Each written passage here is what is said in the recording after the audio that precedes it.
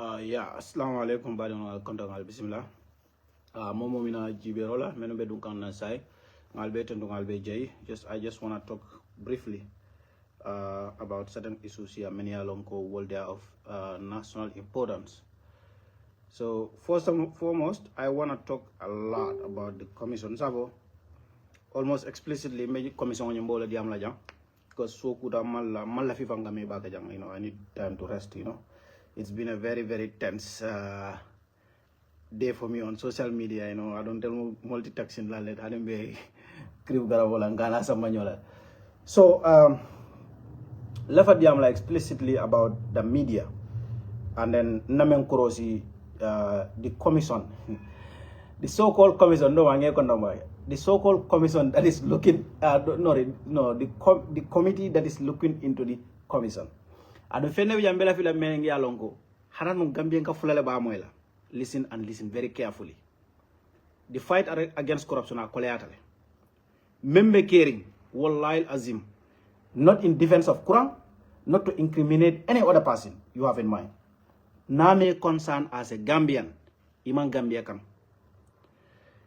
Nim testimonial menkere ni longol. I fene yita ni mealonko is a very disturbing pattern within committee ni nadoko bitaga nyame, aka witness all men kanana nje. For it all I don't know for a statement about the former body ngaje safarem daldo one of the mainstream media outlets ko the chair was complaining about witness all non-compliance dolbi jeka balanka kayto ludi. But webe meitande wala mnyindi ko mulla balango ka tonya fo anin ka tonya kaytol ta kaytol me yalon ko nak ibaytande la ko itol bulol mara kulle be balandi wol bella kawol di. But the most important thing me yalon ko gammenol be nyanda kala wala nyindi ko, how is it possible that newspaper ning the lazy journalism actually, because the point here means well they are very wrong. If there is a credible media watchdog in the Gambia, they will call them out for this, because they cannot even pinpoint any statement from that person. Meya Itandiko Mahamadi was complicit or implicated. I don't have many other side. Gambia when it comes to Bankuko, but there is a very, very need to stand for justice here. And we left to highlight later. Number one, the witness men testified. Ning Gambia non kamen fale atole ka mula moy atole ka commission ke mo bedi. Commission la patan ka kenya di lead council wala di council men ka tarasirinje jama ni witness ol ka ñoo sababu ne la evidence me yalon ko wole incriminate ko ka kiti bon do ñame. In this case pabiri woni cham, very strangely the incriminating evidence against Cham was never mentioned. At least ntenga testimony la men moy I try to confirm with somebody. A man now for time when a testimony la ending, ya hand over to the committee. Me along ko politician or lebesirinje. Wole nata nyininka.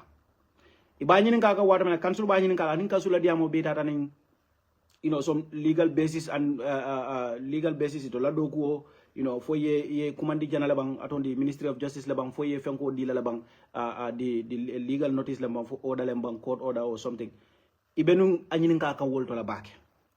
But momo ka commission la mo ite fo yalon ko ning suñaro keda dulara wala femmata corruption o mata ite fo yalon ko the normal pattern is ni suspecta ko ite mari dunda ko kono le ke nyinen kala mostly council fo be nyinen kala. But I am particularly concerned and scared at the same time ko the old man was never pinned for that by the council. Instead, politicians don't like it. Of course, they are committee members, we have to respect them, but you have to understand they are politicians. So far, I don't see any fault from them, but you have to understand you're politician already. So, nim neutral BJ ba expect la bola loyal la karon. But the fact that ko imagining ka wala ya bulale, in fact they were going inabita kan bulal damenti alonko is like trying to make Mamadi look like coming ko Mamadi Yemenfo was misleading or Yemenke was dangerous. Anu left ale jam fana la moy ni hakilola. Not one the first coherence or his words. These are public records. Okay, wala na yin ke public hearing. Council nyin pabi ni ya bulale diamu jamal ke imam pare ka push school kan at least at the council side ka push school kan menu ba incriminate la.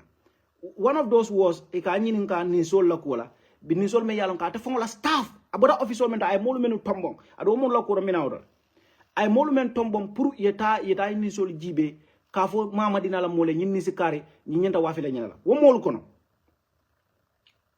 ye kuja ate fongole bara ate fongole mol tombo include na ate fongole drive obije wo mol la behavior ye reserve price wol safe nin sol ye iko nin sol men nyanda wafila anu jannin be tamila ngani client ko mama de man si wafi ni si wafi man mama ji taraje ya bayle ama taraje so biri be inventory dala to le ka mama ni ma ko pour ka anin menka to le reserve price wol set you understand they were there as the valuators alila mo jana de yeah many yalon ko wolle be valuation ola in kanilai ini mamadi bulu mamma feren fenke mala bafla nyari wafir kula fereng ko ena bambi newspaper ka findi ka fo mamadi it's very scary but the point that I want to make about that wala nyindiko itol tata ye inventory ta bari nyinko mamadi implicated min dole iko mamadi la koto le ko kana record ta but before that na modo natal the director of parks and wildlife we made and wala nyiniko ni ñu le understanding mensoro wala nyiniko committee mamadi la molu commission wollel be record keeping kala comment they are going to keep record of munebe makan kanilai ben jumal be takkan ben jumal be je the inventory because wollel do ko modi at that time but as a ministry I think administratively it will be also correct put it of na record keep so barbiria push woto kan instead of saying control we do not keep record ako mamadi ko ha ntel kana hani bugoni kala natina you see how misleading so journalists all many along ko man testimony be la moy wol nit ñi na but janni ñi na the director of Parks and Wildlife was there other witnesses were there it was just a common understanding among themselves ko okay commission la mol wala be fenko kala ñul tara ni sol mol mene ni ci kolon mene be en kolon itolier wala di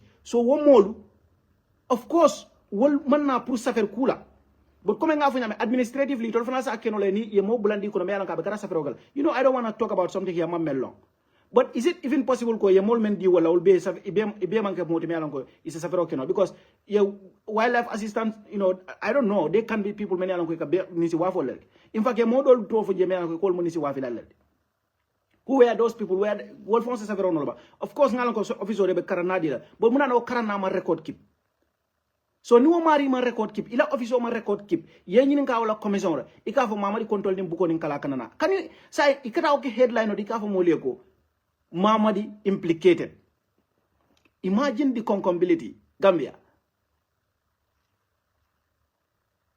so inala dilin dalingo be ika ñini ka wala okay ni sol fana la wait ñi na karole ka ñini ka damena which is also very very misleading ibani nga ka ni ko ni so me ka ba 40 kg abe sai sai yakumol ba fa ko wo kam dal ko wulo ni so me ni so me ko 40 kg han wulo fam kulero la he was making that kind of jokes ibe jelaka but these were not jokes these were not supposed to be jokes in fact Gambia I want to tell you ko bring Mamadi a testimony he made it very clear ko beol ni bring you ka evaluate again pa bi fa la molu ay molu menu hand pick ay diala wol ko itol ben ni so evaluate la based on meat value so ninyin dara commission do lawyer ka fa ko nin ko ni so membe kilo tan nani it is shameful but lawyer nyingi fa fo ngala be jele ya fo komen ko they were looking at meat value so ni ko ni so nying on paper ka meita ni ko pe na 40 kg maybe be 80 kg ni so la because menu be valuation la wol ko itel be men jibe ka wala ni so la meat value Gambia kana so nye kanal ma de so now ibe meke kan the council went along she played along all she played with this rhythm all along for testimony banda bringing this ridiculous amounts of 40 kg so I don't think that incriminates Mamadi but I think it's also annoying and it's misleading to the public. We are talking about the valuator many along ko nyimpa bi meme siri nyat lingola wole ki pour yeta do ko wol ta valuation okay they did the meat value so kilogram o membe nyat lingola e quand même foy wala nyindiko amanke ni si bumburu me yalanga 40 kg de e ka foy na ko wol ko me yal ni so me yalonko na fada I suspect ko 40 kg kilo tan na nawe so laje so e kada si commission de ko sata la comme ko like okay membe jang ni so no ni ya nyinga about 40 kg ni ko ni so be 40 gram ba be jela ko mo be folaje how is that Mamadi's fault atela evaluate all they were supposed to help because Mamadi evaluation no be kala jeopardy la ate keno la won ate interfere no la area la man kala expertise many along ko wallel be valuation la wol ko they will go by meat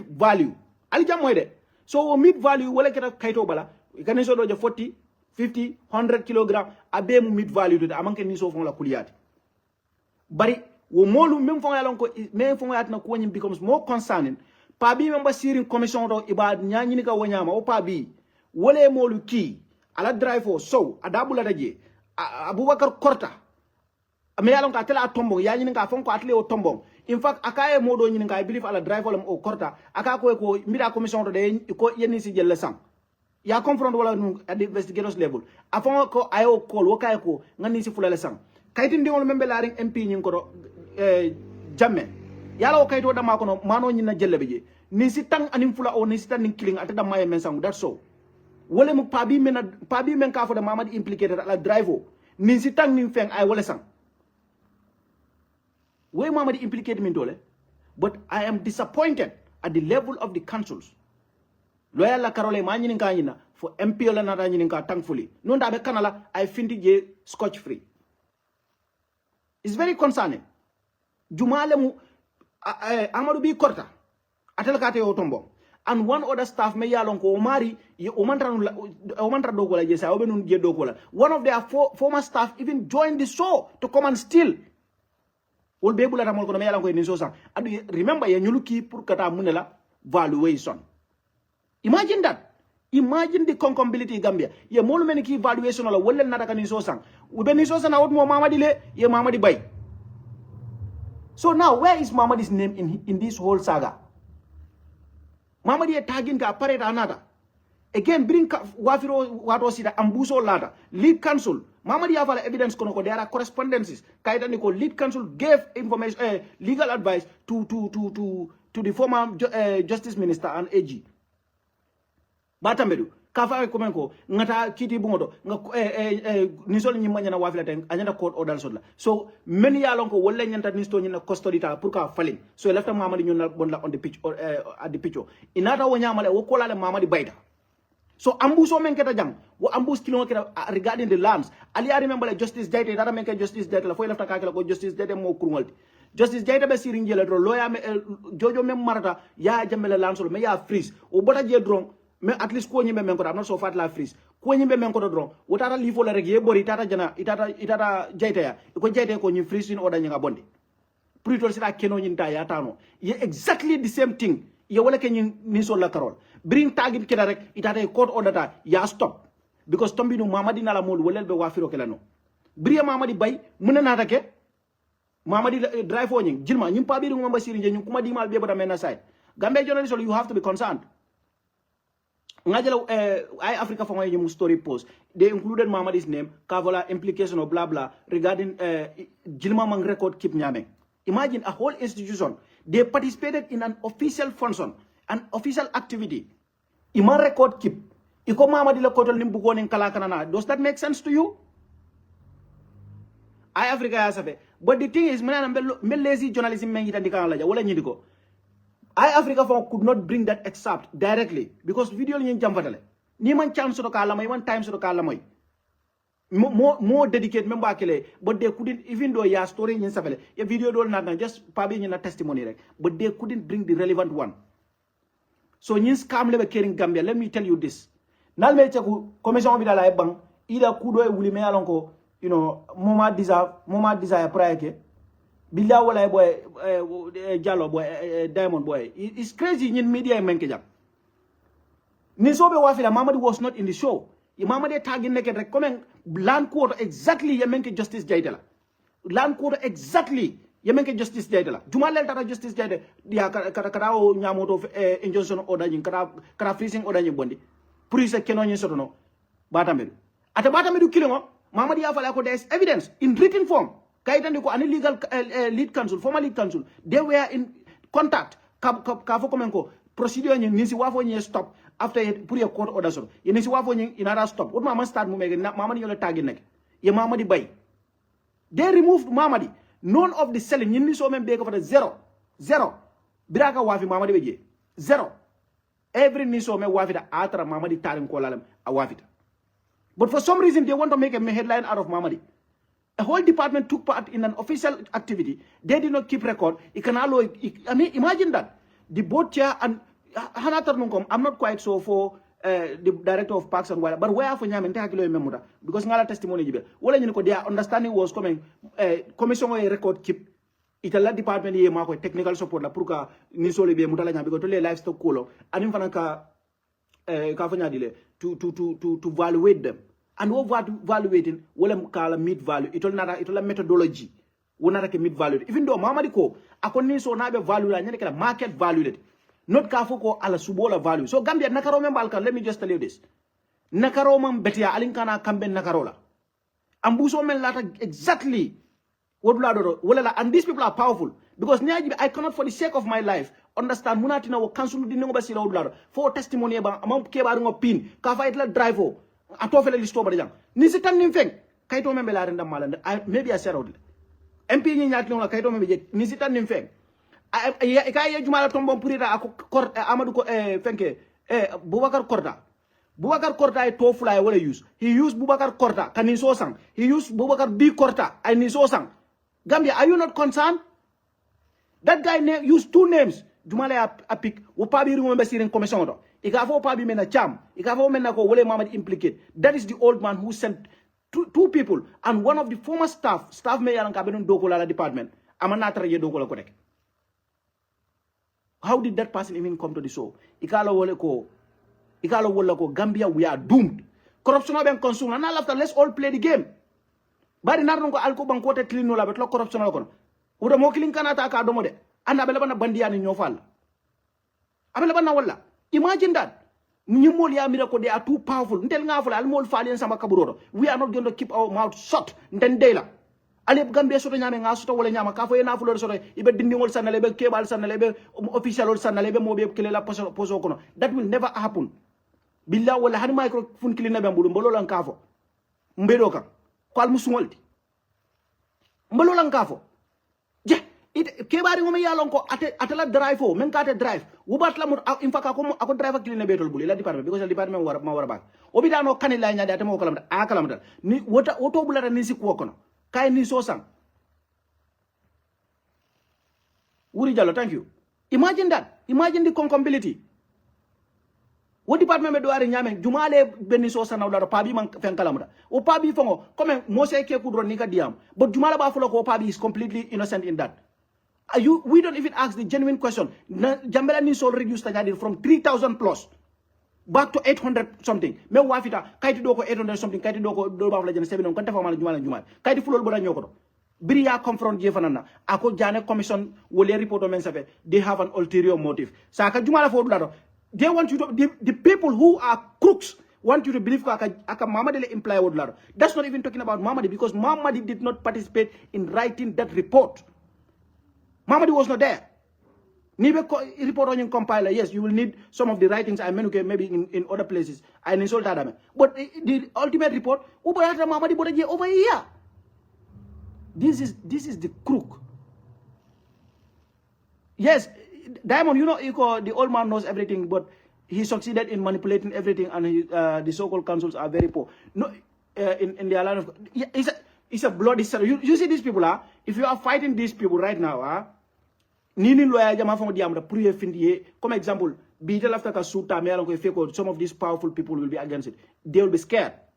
That's how powerful they are in the system. Barata kela billah wallahi talla na jare da nyanga kido ci kan rabu lo ko so jaro lem fa wala fisada nga banko filal bul alkan nakaroke abaka dan nakaro alka fo mo ko alkana fo u bataraya fato le fisada molti gambia u bataraya kamul la banko na fulum da ka kasara alkasi alka fo mo le ko ha alkana dia fato le gambia so molti fato le la gambia din kadi yabe mon nyaato wote kela nal laftale mol fa alkana mo barama fa alkana mo abuda almo fa nal se mo fa nal mo fa wol fon fisada wode je mama be comment on ni sol fon reduce ta nyama from 3,000 or 2,000 plus to back to in fact la kayti do be je mon bajulo ni fon include je nothing mo fen record je. You want to tell me ko those people are clean?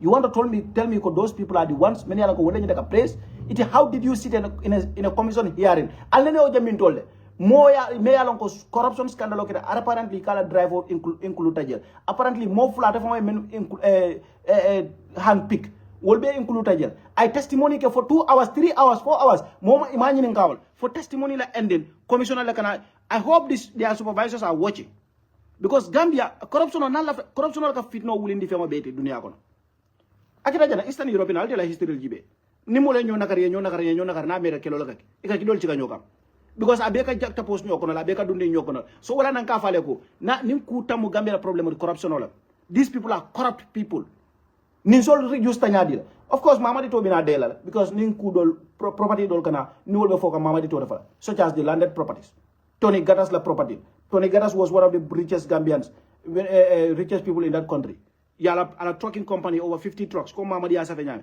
and disappeared bira boda jero ngaje mo dola family member keda trucking company onat ali amera mol nyamata mol be diamol mol be fengol folale ali amera mol sira we will just be responsible but ngalon kale sunya rol kala fe ko le kubur how is it possible that itaka moment investigate trucking company be obul wala business o be boyda abe kasarada itla family member became an owner of one of the biggest trucking companies in the country 1 + 1 = 2 1 + 1 = 2 alkana mol fair ngo almo fa anal sano almo niol bona sano baraba folale alta kebu kela fata kaji be pare alkata media sang alka media wulolo alka kodo di la pre wuliasa pabi me yalon ko ate fon la drive ya nyini ka jumale la drive da ko sow ni sitang anin fen ni sitan fe so kili ya wala sa Bokar bi korta nta hanyala fala malam fam wo jela sa because ya mayta the highlight was Bokar bi korta was using there is Bokar korta there is Bokar bi korta 1 + 1 = 2 mo kilo man rain to flow be use ka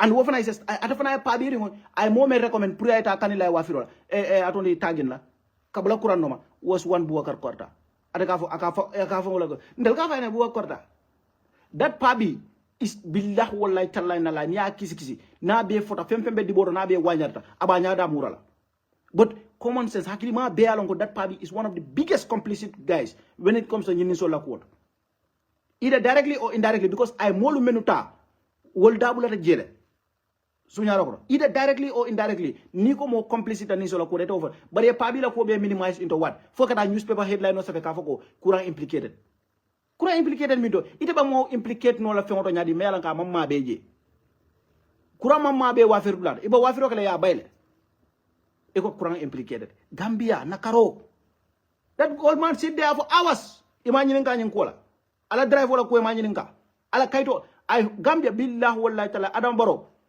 you need to be assertive corruption o ali dahanin kiskis rola ali mudal ye sorong dol bi jali ye posin duma ali ye fa nga bele foye na fulo do ni moya kasara banko ala fa wala fisada ni Chinese sol ka dalilu kama they breed ñu kata ibe dinkur wala wulula these are in these people are in the system ibe dindi wala train ka menela ko wol ko cover up da may ka woda malake ñin julo ata kuntuno la some of these people ibe mutalal drone in fact for example kuramba foka nyame if that is true this driver is apparently rich e kay drive o men fode go and kudo mba foka na program ro yan do ka fanya ko maybe yamiro possible yamiro man two has but you janila foka drive investigate go and directly look at his properties yani ba fala ko aketa ni se tanim feng e kayto membe la tableau kan dama ma foka the list is long. It's a long list, about 800 to 700 plus. 700 to 800 plus katul lebeje. Kaito membe larin drong. Ya identiko the guy at least a minimum of 11 or 12. Ekay mensa. Imagine listo be kono ne akiskisi be try fake name jola use. And there was another name. Me alanko it's kind of similar to that soul guy. Come Babukar B Korta ya kenyam. So if you have Babukar Korta, you have Babukar B Korta. How do you not think so can also duplicate names? Is the same Babukar an old man charm used to buy the livestock for himself? Hey, Diamond you yamira mol dof tale bro. You yamira smart tale. But the good thing is the composition of this committee. If you underrate it, as it can prove to be very effective. Because people are on both sides of the political aisle. But corruption, we have to kill it in that country. Nimbaro be like corruption be fight ni bankoka. It's better nga support all of some of these people menelango. Itala dive bay. Ilafta menadro anybody associated to them na be corruption ko ya support. It's better. Baro has to be assertive. Ikana so mulke undermine. Ikana so mulka na ka fo mol kubur la menelango. Welcome mem kubur. Ite banko be te ma yo promise ta ko. That's what you're going to investigate. ya promiso ta banko be masa yello ila diamo masa yello ya diamo ko be kisi rokala iko be o kisi rokala dini menol kalo ani nyin ke ba katan katan ikalo ka fo be la ko be tela ka be du ni ñor for what? And I hope Gala is watching closely. I hope they are watching closely and paying attention to meticulous details. This is not a joke. How can you sit for hours? You don't even get a question about potential conflict of interest. As if that is not enough. As if that is not enough. It can all mislead about, the 40 kilogram to make it look like mama didn't like evaluation or was a joke. Yeah, for that same old man, remember Sirinje, Alamol Walla Nata Coca mid value. It didn't know Jumal Yakam so valued a mid value. Pabi should have been grilled on that standard. Kafoko Nisola mid value, Munat Natabeson and so mid value. Pabi Yakis, Fente Jeme Yakumpa. In fact, Jalola testimony, Jumale Alamo, Jalola testimony. Jallo came today, Aliu Jallo. He said, these Jilma people, they were at the ministry at a certain meeting about the court order. Ako no, pabi akate amantaraji. Al department makalamra. Immediately notify. You see, a lot of things don't make sense. Nilbe concealing evidence conceal kan because he fake ko itol establishment mo lay back. Allah establishment mo lu. Yo trokol men sunyay ba tamandilan tol kana yem fa ko dabo. But we are not going to accept your idiocy. Atekela. You think you can play nasty? Go banko mbele alala komi alala report obe alala doko be gale pare. Alala doko be gale pare. Albe rebelle na bola wulula banko kan because masibo corruption ka woleke. Corruption ka woleke. Je Gambia be ko alanga corruption okela mo dantan kasi ka fo ko just because maybe you don't like a particular individual, you want to make that person look horrible. What kind of unpatriotic citizen jumala ka o manya sifake? Hey, Nini Mo Danda Bankola, you don't even have to like them. You don't have to like the way they do things. You don't have to like their body language or anything. The battery is too much. Thank you, bro. It's just too much in that country. Imagine the concombility. Kebari ngome yalong kay molmen pick wala tare keta nisi sungoldi. Ito be listo bala. In fact, they are so imagine mo sunyaro to the level I comfortable ka to sa listo bala. Who are these people? These are the people who were sent to evaluate the properties. These are the people who were sent to evaluate the properties. It was only asang. It will be listo kono. Imansong kalista ka foko kanila ngay nang ben nangam letraje. Anong as an agency, they need to keep records. It will manya na any kind of agreement la. Member atina le tolte record keep la. Ima record keep. Ila record keep balia. Itado generally all pick ka fo fayo. Kurang implicated. Implicated in what? Because ako jilba kana record ta. Kurang bo order implement no nyadi. Musembele bal. The agreement was ngata wulo kono ngata. This is some rough business. Let me just tell you that in case you don't know. This is some rough business. This was not like a normal day. Nimu rough business all. So Kurang being the educated guy that he is, a senior official, he was the one taking records. These people were helping. These people were helping. Kan insol muta, kan insol tag, kan nombal ke bala, ni ko tagin kan ke muta kan insol be number killing to take inventory. Menu ba ke kan, ani menu ba ke kan wala na kala ban insol sang. The big bandits menu ba santo, wol tata kite bo ngol hey, alanga court order nyine.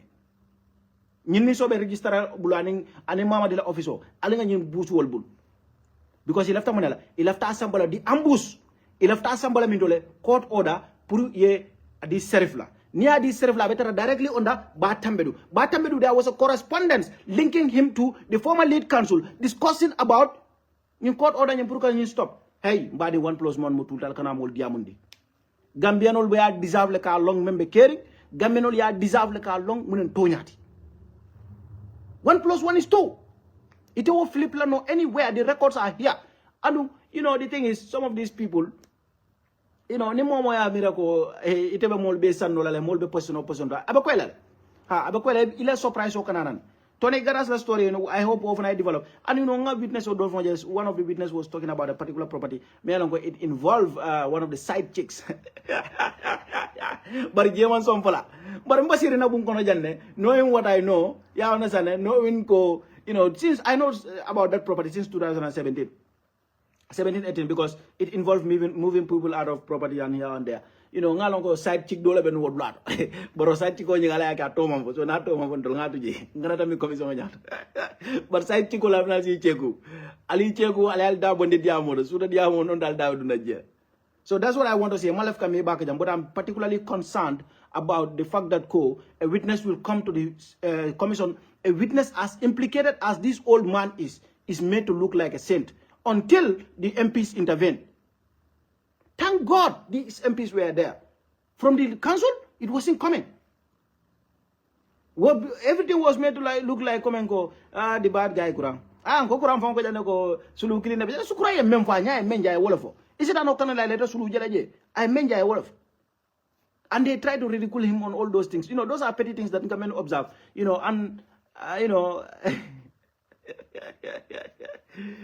Mom jay, you got to it is incredible.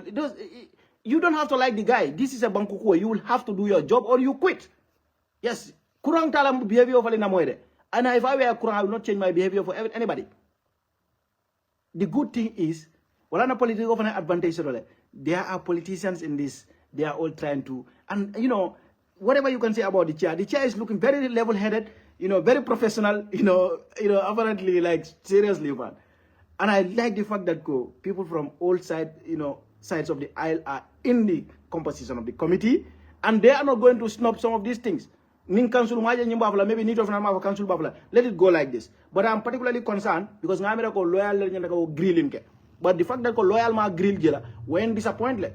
And you cannot say that evidence was not there. You cannot say that was not an explosive part of the evidence. That was an explosion, literally. But Jemama for being the Jame guy, Honorable Jamenara, and he intervened. What comes to your mind when you hear the name so? Thank you.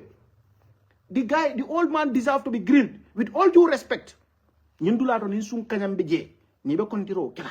Iba fula loko nata ma ke ala mul bijel because ila drive ani mo fula yemenu be tombo will be nata kan nisi sanal yemin so sunya they become so comfortable doing it for your token stock. So e ka fale ko ha point newspaper shame on you. Mala jumala kala jo bara ala fay ko di jamaadi yalla albe batala wala albe batala because al nin tonya la be kelo al nin tonya la be kelo la adu wo kelo te la banku laliye menna video mbada na jan sokuta alkalba la wadi ko la wulo la mol gambar wote kala fem ko be la wadi ko la wulo la gambenol gang ala me mari ale la wadi ko la wulo hajo ayo le gang ala nin ala santo malaikol horomodo jibril horomodo njalair horomodo arjana horomodo hani jahannaba fongo a horomodo alama alkam men plan gambenol kama ay kubal ko kan abe kubila do ko kan ka ko naif ka gambe dingol beku ka ko naif ka gambe dingol nakare broad daylight alkafo fali amira mamadi mo ne di molla ni mamadi bulo ndaw ko to mbafla en karamo la nyendo mambe mo manda ni silo etik bari karamo baka tamanin kala alla kala ay ñu jama bi jaay bulo siti wol do wala ne be silari nani na dunde na tema tacha ka saferol ka kiye be para mo meke je so hani mamadi kong I just want you to relax. It's a maximum of 5 days ñim wafirol ni ko mu mebe ya bay the whole chunk the biggest chunks men wafita amam bu fen kalama je adamantara je. The good thing is as a femfono je only in considering the fact ko evidence will be no barano ngata fele maralim evidence will be include ya jam like kido so jutwala ya yap but I fell on Biril Londola Carola and in commission of Mengedaje. I'm just disappointed. I'm just here to register my disappointment about the fact that this witness will appear and be made to look like a saint. And there's something connecting him to the former lead counsel. The old man, Manafaleo Koros Java. There's something directly linking him to the former lead counsel. Why am I saying this? Because at the former Afro ministry Benunyo Savole Kaita. Ikaya Molki Kanila Manson. Al pura mo nyanda na kanila ani ala ministry be nyosa baga do you know yala wat tumala nata som pour kala kanila wato mena ni lead counsel diamut afon la fon di yala mte buka kangola mol afon la va ko telephone do waya kolle o bari janu wona tamit atata wala office ngabero that was the time in subsequently Mamadou be involved because well atafana maybe may la hayra ci lo but at least pabi fo nga fo kana atele diamut pabi fo lay ñëf. Imagine, ila ministry ko go and do this so. Iko no al court order nyala dinna. Equal clarification on some of the practical issues. We need clarification on some of the practical issues. We have obstacles. We can already foresee them. We need security. We need men. We need a lot of people. Alfengol dinner. We need the legal basis. We need the court order. Imansonka court order delay court ita. Ikote la mol kileje. Ibije lead counsel ye call isonta. Ina diamre telephone order. Ina dala sida diamre isonta. But if on a line Ministry of Agriculture, ini wolman agree. Hey, Gambia, ali aja lang kadame fale de. 1 + 1, il est 2, il est 2, il est 2. Eh ala, alama jabo da diala marseto. Alama be sono yala. Alama Gambe jawol be korla. Alama Gambe jawol, alame be korla. Ba Gambe jawol siat.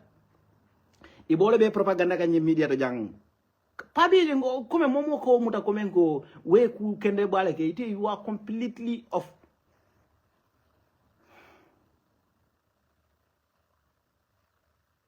Yeah, the truth about the truth about the sales of the Jame assets will only come to light when we usher in a new administration.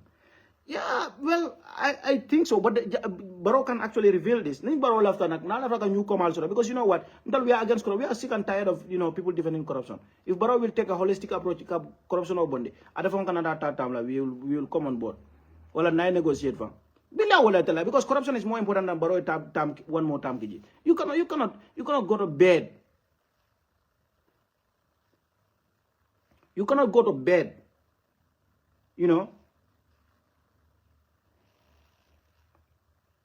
Exactly. So today, Aliou Jallow, the former Registrar General of the Ministry of MOF. What is MOF? Is it Ministry of Finance? Is it?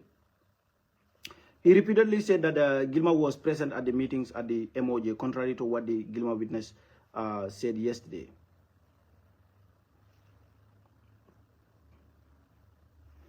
Yeah, well, exactly. I think the guy was even trying to say he kind of remembers ko nyimpa bile na ranu meeting no mga meeting fale no pabi Jallow la testimony Aliou Jallow la testimony ko fale den he yalo nyimpa bi balanta ko he even atana department iro blindfold le o meeting o jitol mam bakalam but Aliou Jallow la testimony o be men foka wala jiniko. In fact, this guy in a department and he was trying to paint a blurry picture of the probability that it was actually this person. But Pabi ko no attending alamaja anabi mama attend ala department. Allahu Akbar kabira ittaqullah gamyan kolo. Alinga sila alala. Ke baba le ka jinkede. Ke baba mu kallafo. Na dinol me yalon ko nyanda jigile lan ko lem sama alfalti. I will play him nasty. I will throw him to the wolves. I sit down and laugh at him. No, you're not going to do that. You're not going to do that. If you do that, you'll be for a Samuel Wafikang. Nisiman Jarkanda, it be male jane. Eating all people in Kona, by the needing all people in Talaftalafo and Konajang. But in the Sonola, then you Budela Yarola, Barataka. Yeah, because it's better you live for something, you die for something than live for nothing. And now do I'll be fit no in the Bangkok, I left a walla. And it's not like when if I instigated fit no corruption or result in Kaula Valete. Alamalafina Carola. Alayal Dandala, Kurano, Kurano Safed, Nimbukujamba, Katang. Nimbukujamba, Alayasafe, I Tarikol Falie. Tariki Jama. Akamem Fale will in the facade, Akaye Bammen Nakaro, Menkat the Jamano Jamabijaki, Kasara, Akunakaro, Ayebala, Ale Gambe Jibe. Nalia la politician from Jibe. Nale gambe fengol fengol jibe ala kanyene fale ko man la fi nakarol al kana tafaw yalla nakaro mo kini wala ke ways one thing bar ko men jamala mbe kawando latene kana mi rambuka ala to mbe kawando latene jamala kamben ka nakaro fasa ma sibo la woti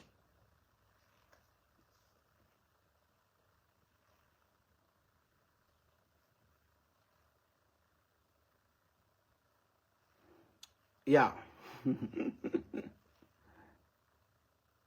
So, come remember, one of the side chicks,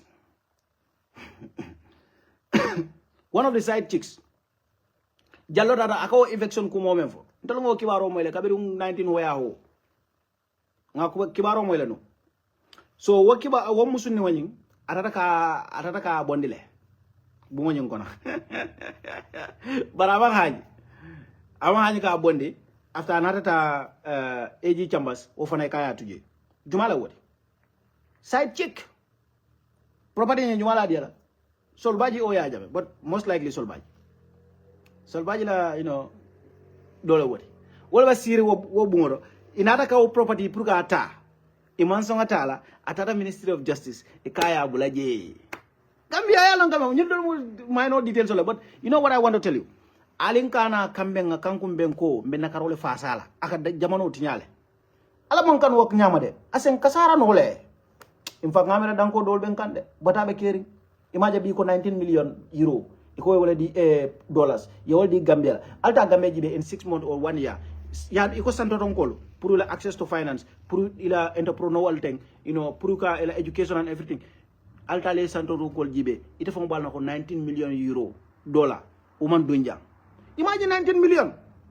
19 million. If you go by the Yankuba Daba standard of leadership, 19 million will go a long way.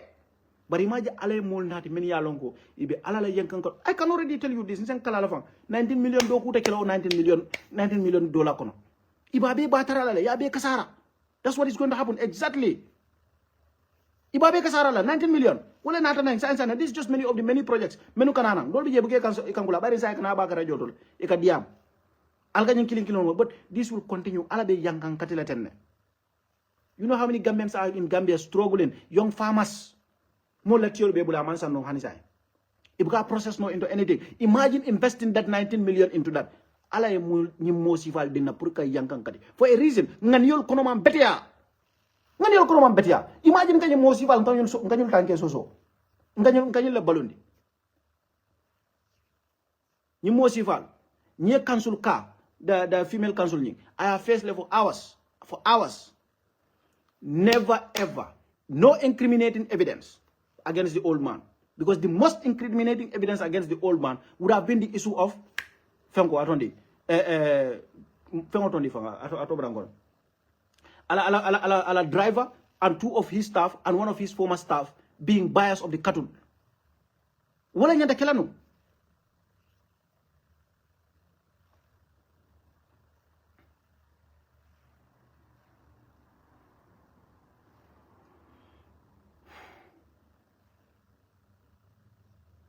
So, abedula ning abe foda.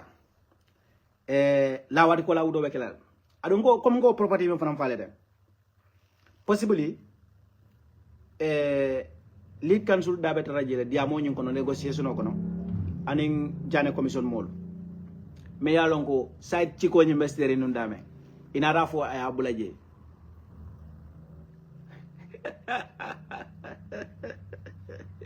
Inara fa ya bulaje side chiko ni mujumaldi property ni ngale est ce property ni ko yari ko bata nyama ko side jamela side chiko le beje ya ko na commission sama fu ya ko sama ministry sama fu ba register ya la ko jallo Aliou Jallow said very clearly ko atata jele pour que eviction oke afana man rahani ala to nyafa be si felt intimidated because yala he felt intimidated rather nyum molu fe ko man dia ya wana sanne ya ni nyaman dia so afana na jele ala best try ko ay family le traje ay bondi property dodo anara ay saundi property dodo ali ana sana ngam ay family traje le ay bondi property dodo anara ay samba ay ke property dodo ibebe I think adjacent or opposite imanja fanyola ite property dodo e mo family bondi wodo ita de samba property dodo baroko kongol kaduna ko mbuka dumoro fon sara banano do konko benna suro la mala ka heavy milo ma barvan zabalu side chiko ya bondi property do ya sama property do munane side chiko nyin abota damendo ko jeri ko bata ministry mo lal ko nyaadi jana commission lal ko nyaadi side chiko nyin ali today's witness aka kordamen fo est ce que jeyla banta nyaadi alinkana nyofea. So I hope men sifa kada bi nyin council kabulu bi la female council nya I hope we sifa kana because we want to hear the explosives coming from the lead council. We want to see the councils rather. We want to see them digging the holes, paving the way, using their excavator. The excavator they loaded at law school. yewta ya use ye digging ke. Let them do the excavation. They pave the way for the NAMs. Imagine how the NAMs will cook. Imagine nin cancel ya excavation o ka nyama. And gala please pay attention. Can you remember these things can change the dynamics of everything. They can change, tiny little things can change the ultimate outcome.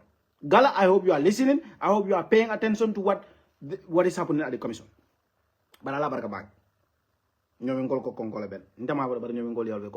So I have to go. Allah baraka. I didn't want to spend long here, but I think I'm here for like, I don't know. Let me see how long. Definitely under an hour. That's the promise. So I'm from promise. I will not do 1 hour. So, but Allah baraka meda na yan. Kitabu Inkop. Hingela video is on Facebook.